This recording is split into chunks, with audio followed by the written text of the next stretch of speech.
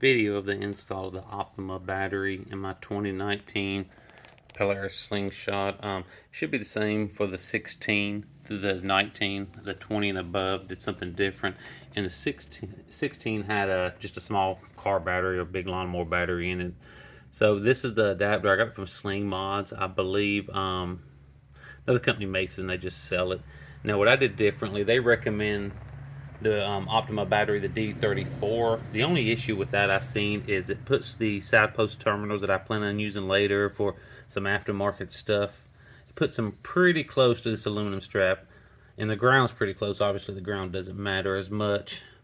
I didn't care too much for that, so I was hoping this one would fit. The biggest difference with this battery is the other one, it follows the spirals a little bit better versus it having like a square plate. But as you can see, it's plenty of room in the plate they have to fit this battery in there without really any issue.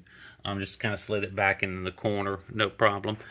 And up here on the install, just to let everybody know, and like most video shows, it is pretty close to this piece right, but that is plastic.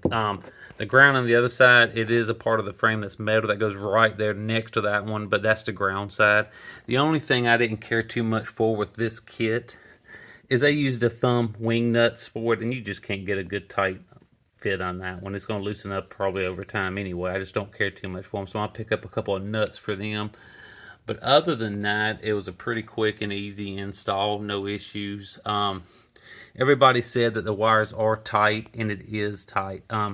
Best thing to do, I found anyway, is slide the battery in place with the bracket already on it, just loose. Once you get it kind of in place, then you can put these terminals on there, the top post pieces, slide it in place, tighten it down.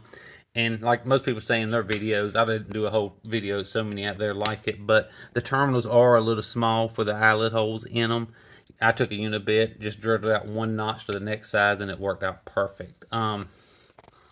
Other than that, like I said, it wasn't any issues. Anybody that does any kind of things with slingshots or anything, you're kind of used to little issues like that. Like I said, the worst part about it is the cables are a little tight, but once you kind of move things around and twist it to give you a little bit of slack, everything works out and goes into place. That's pretty much it. If you have any questions, feel free to ask me. I appreciate y'all watching. Thank y'all.